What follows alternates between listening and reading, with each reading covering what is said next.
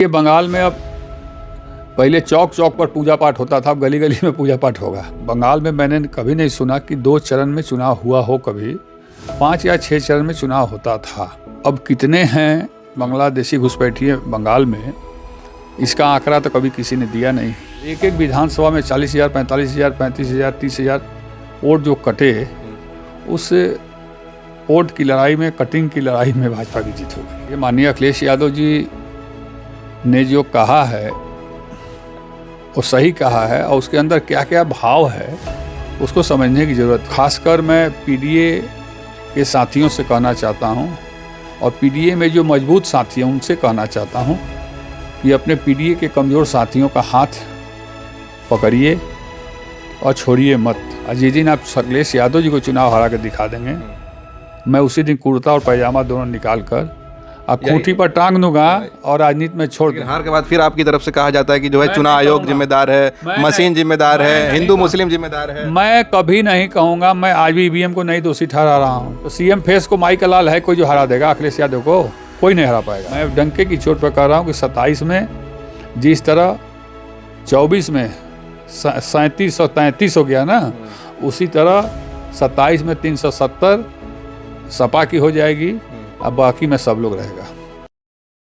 साथियों, बहुत बहुत स्वागत है खुशखबरिया में। पश्चिम बंगाल में भाजपा ने बहुमत के आंकड़ा पार करने के बाद ये एक इतिहास रच दिया कि पहली बार भाजपा वहां सरकार बनाने जा रही है।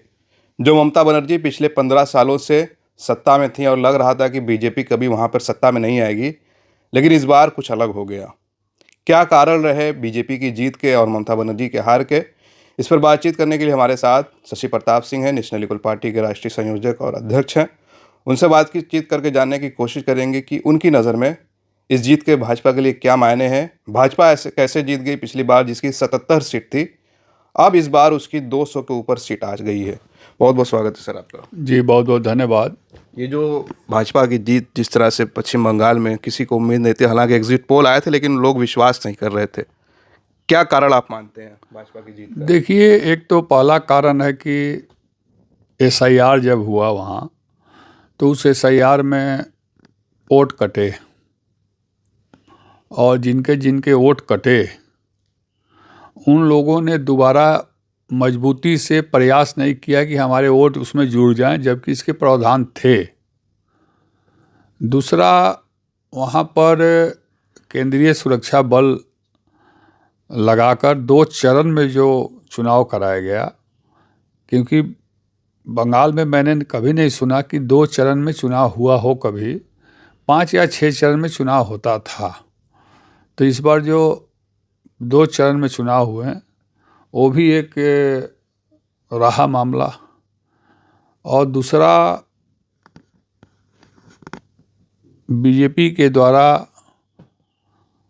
परमानेंट एक ही बात, बांग्लादेशी घुसपैठिए। अब कितने हैं बांग्लादेशी घुसपैठिए बंगाल में, इसका आंकड़ा तो कभी किसी ने दिया नहीं, लेकिन यह हल्ला मचा है कि पूरे बांग्लादेशी जो हैं बंगाल में 50% के आसपास हो गए हैं।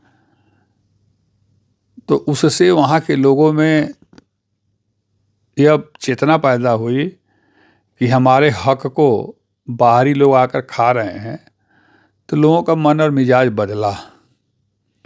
दूसरा, देखिए, चुनाव आयोग ने भी जिस शक्ति से इस बार वोट कराया, क्योंकि बंगाल में विगत ज्योति बसु जब थे, बुद्धदेव भट्टाचार्य जी थे, और बाद में ममता दीदी आई, तो बंगाल में वास्तव में जब जब चुनाव होता था तो कुछ ना कुछ हिंसा होती थी, जैसा कि देखने को मिलता था। और चुनाव आयोग ने इतना टाइट किया इस बार कि जो लोग वोट देने नहीं जाना चाहते थे वो भी इस बार वोट देने निकले, और एक एक विधानसभा में 40,000, 45,000, 35,000, 30,000 वोट जो कटे, उस वोट की लड़ाई में, कटिंग की लड़ाई में भाजपा की जीत हो गई। अखिलेश यादव कह रहे हैं कि सत्ता के लिए देश का जो काम किया है वो भारत के लोकतंत्र के लिए आज काला दिन है, पाताल से नीचे भी जो है चीज़ें चली गई हैं। देखिए, माननीय अखिलेश यादव जी ने जो कहा है वो सही कहा है, और उसके अंदर क्या क्या भाव है उसको समझने की ज़रूरत है कि वो कहाँ से इस बात को और किस लिए इस बात को कह रहे हैं। ये भाव हम लोगों को समझने की ज़रूरत है, समाजवादी साथियों को समझने की ज़रूरत है, समाजवादी पार्टी को भी समझने की ज़रूरत है, और हम लोगों को भी अपने बूथ स्तर से लेकर गांव स्तर तक, मोहल्ले स्तर तक, सभी जगह अपने अच्छे आचरण के साथ, अच्छे व्यवहार के साथ पीडीए में आने वाले सभी लोगों को भाईचारे के साथ जोड़ने की ज़रूरत है। यही चीज़ उसमें ये भाव है। और ख़ासकर मैं पीडीए के साथियों से कहना चाहता हूँ, और पीडीए में जो मजबूत साथी हैं उनसे कहना चाहता हूँ कि अपने पीडीए के कमज़ोर साथियों का हाथ पकड़िए और छोड़िए मत, उनको अपने साथ लेकर चलिए।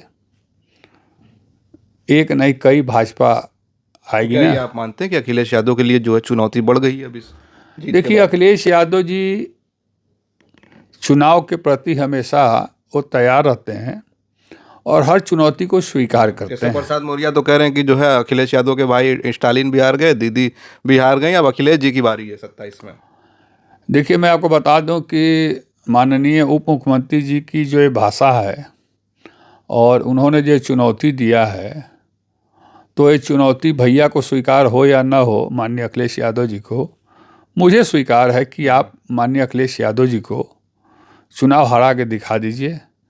और जिस दिन आप अखिलेश यादव जी को चुनाव हरा के दिखा देंगे, मैं उसी दिन कुर्ता और पैजामा दोनों निकाल कर और खूंटी पर टांग दूंगा और राजनीति में छोड़ दूंगा। यही बात है ममता बनर्जी के लिए भी आप लोग कह रहे थे। अखिलेश यादव बार बार ट्वीट कर रहे थे कि जो है दीदी जीत के आ रही है, उनको हराना मुश्किल ही नहीं, देखिए, नामुमकिन है। बंगाल और उत्तर प्रदेश की सोच समझ रहन सहन अलग है।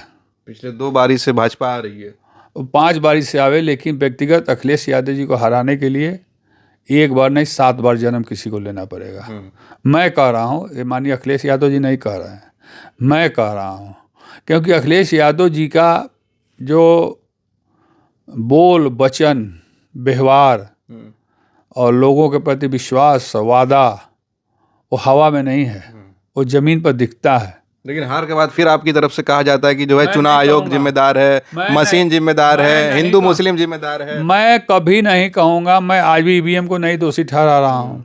चुनाव आयोग को दोहराते हैं आप तो हिंदू मुस्लिम को भाई ही लगे। देखिए, मैं आपको बता रहा हूँ कि मैं बात, आपने सवाल किया अखिलेश यादव जी को हराने का, अखिलेश यादव जी की पार्टी को हराने की बात नहीं है। पार्टी ही जड़ेगी ना चुनाव। अरे भाई, आपने अभी कहा स्टालिन हार गए, दीदी हार गई, फलाने हार ठिकाने। तो वही पार्टी को बोल रहे हैं वो। अरे पार्टी का हार, सीएम फेस तो वही है ना। तो सीएम फेस को माई का लाल है, कोई जो हरा देगा अखिलेश यादव को? कोई नहीं हरा पाएगा।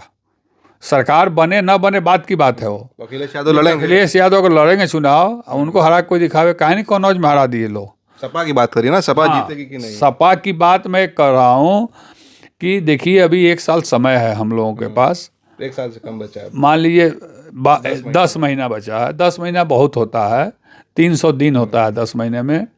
मैं पीडीए के साथियों से, समाजवादी साथियों से, अपने पार्टी के साथियों से कहना चाहता हूँ कि आचरण में सुधार, व्यवहार में सुधार और अपने चाल चलन बोल वचन में सुधार, और इन लोगों के उस्काने से हम अग्रेसिव न हों, क्योंकि ग्राउंड पे तो काम वो लोग करते हैं। मैं बता रहा हूँ, क्योंकि जब पाकिस्तान और हिंदुस्तान का जब क्रिकेट मैच होता है तो पाकिस्तानी हमेशा हिंदुस्तानियों को उस्काते हैं मैदान में। कई घटना सुने होंगे, और हिंदुस्तान के जो प्लेयर्स हैं वो एग्रेसिव हो जाते हैं। तो ये लोग उस्काने का काम करेंगे, तरह तरह के बयानबाजी करेंगे, और तो और इनके एनडीए में ऐसे ऐसे लोगों को लोग रखे हैं, बिना सीट पैर का बात करते हैं लोग।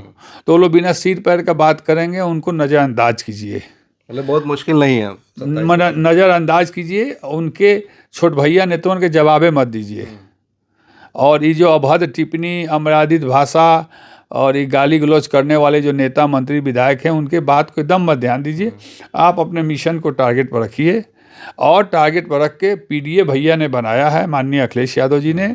आप पीडीए के सभी साथियों को हाथ पकड़िए, साथ दीजिए और न साथ छोड़िए न उनको साथ छोड़ने दीजिए।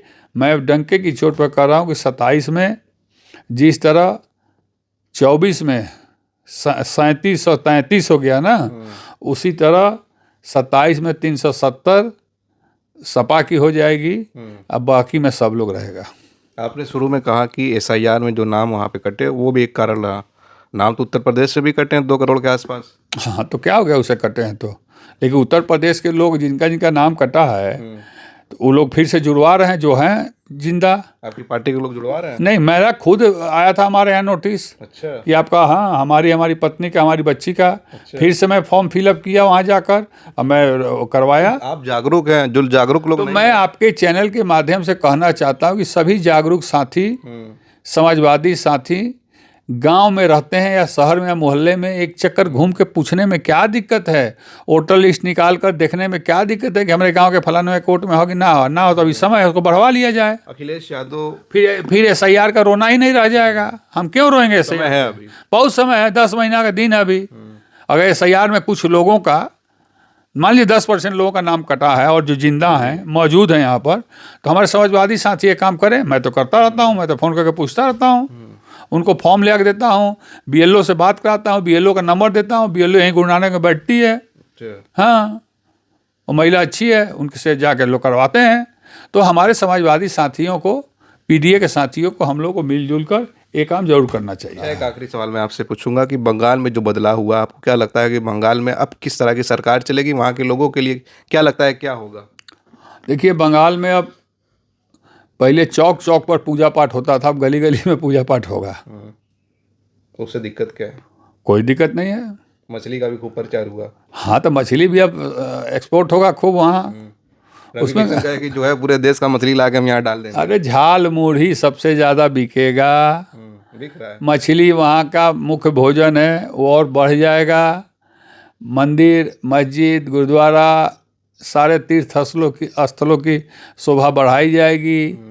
विकास तो और महंगाई को सबसे पहले बढ़ाई जाएगी, उसके बाद उसी पैसे से उनको दिया जाएगा।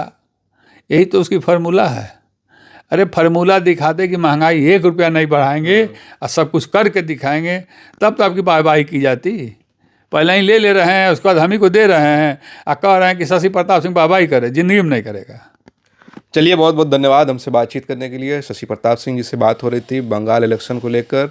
अखिलेश यादव का जिक्र हुआ कि अखिलेश यादव के लिए जो है अब थोड़ा काम बढ़ जाएगा, जिस तरह से मेहनत करनी थी और बढ़ाकर करनी होगी। चलिए, बहुत बहुत धन्यवाद। पूरी बातचीत को लेकर आप क्या सोचते हैं अपनी राय ज़रूर कमेंट करें। आप देख रहे थे खोज खबरिया बनारस से, मैं उबैद, बहुत बहुत शुक्रिया।